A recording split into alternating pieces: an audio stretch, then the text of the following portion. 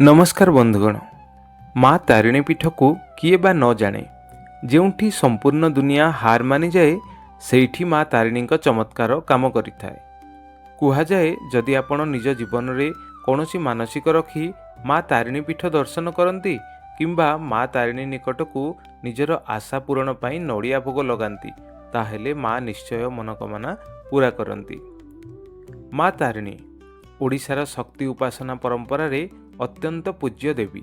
केन्दुझर जिलार घटगाँ अवस्थित यह पीठ को लक्षाधिक भक्त श्रद्धाभरा दर्शन पाई आसती।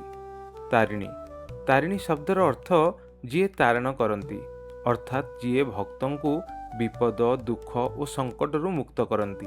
यही कारणरू तो माँ को दुखहारिणी और रक्षाकारिणी भावे माना जाए। इतिहास दृष्टि देखा जाए जे माँ तारिणी पूजा प्राचीन कालरू चली आसुची। इतिहास कहे यही पीठर परंपरा गुप्त युग माने चतुर्थ षष्ठ शताब्दी समयरू आरंभ हो जाई पारे। सही समय भारतर विभिन्न अंचल रे शक्ति उपासना व्यापक भावे प्रचलित थिला।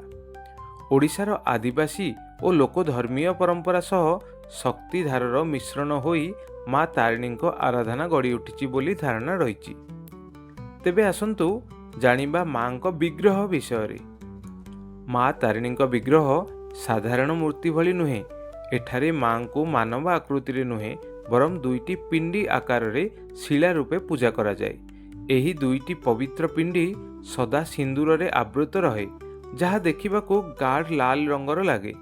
एही लाल रंग शक्ति, साहस और मातृत्वर प्रतीक। गर्भगृह मध्यरे माँकर एही पिंडी रूप विराजमान। विग्रह उपरे चांदी किंबा सुनार अलंकार और पाट शाढ़ी शोभा पाए। विशेष अवसर रे माँ को फूलमाल, चूड़ा, नड़िया और विभिन्न भोग अर्पण करा जाए। माँकर एही पिंडी रूप आमको यह सूचना दिए जे शक्ति निराकार और सर्वव्यापी। माँ को केवल आकृति रे नुहे भावना और आस्थारे अनुभव करा जाए। एही कारणरू भक्त माने तांको जगज्जननी भावे मानती।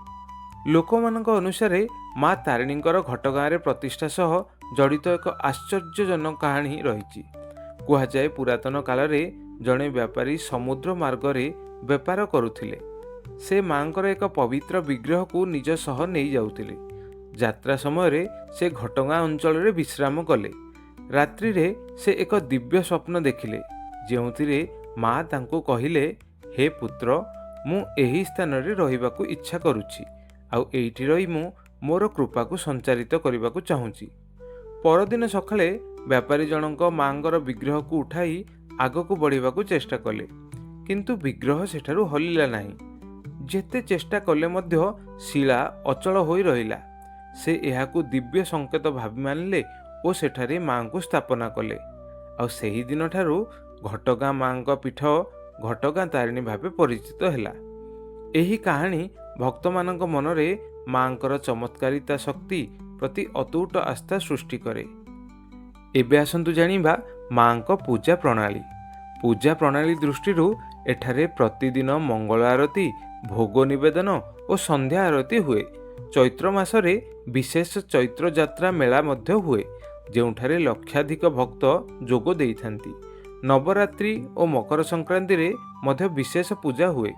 भक्त माने मनोकामना पूरण पाई माँ को नड़िया बांधी निजर दुख जनाती। आध्यात्मिक भाव में माँ तारिणी शक्ति, साहस और सुरक्षार प्रतीक। भक्त माने विश्वास करती जे माँकर आशीर्वाद रे जीवन रे समस्त बाधा दूर हुए। घटगाँ पीठ आज ओडिशार एक महत्वपूर्ण तीर्थक्षेत्र भाव में परिचित। एहीपरि भावे माँ तारिणी इतिहास, पौराणिक कथा और लोक आस्था मिसी एही पीठ को अत्यंत पवित्र और शक्तिमय स्थान रे परिणत करिछि। माँ तारिणी आपणकर जीवन रे समस्त प्रकार उपलब्धि और कृपा अजाड़ी दियंतु। जदि यही भिडियोटी आपण मानकु किछि शिक्षणीय तथ्य देइथाए तेबे ओडिया मो भाषा चैनल को लाइक, शेयर और सब्सक्राइब करि नियंतु। आपण जदि आउ कोनोसी पौराणिक आख्यान विषय रे जानिबा पई चाहुछंती तेबे कमेंट बॉक्स रे कमेंट करंतु। आमे सही विषय रे भिडियोटी आपनको भेटी देबु। रहुछि नमस्कार। जय माँ तारिणी, जय जगन्नाथ।